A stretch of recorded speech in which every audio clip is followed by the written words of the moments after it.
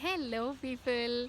Oh my god, it's been so long since I made a video where I'm just speaking into the camera because life has been so busy. But of course, my tiny little brat and me went on this whole Maritpalli walk and we saw these new places that have come up.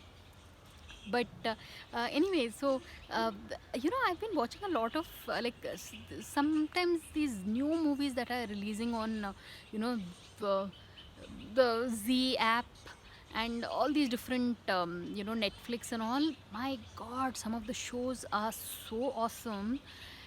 As of yesterday, I saw this movie Judgmental Hai Kya.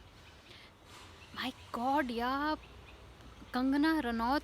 I think she deserves a national award literally for every film that she does, because it's like you can see that she's poured her soul into every movie. Yeah. So my God, Judgmental Hai Kya is, it's like, it's one of the most different films you could watch.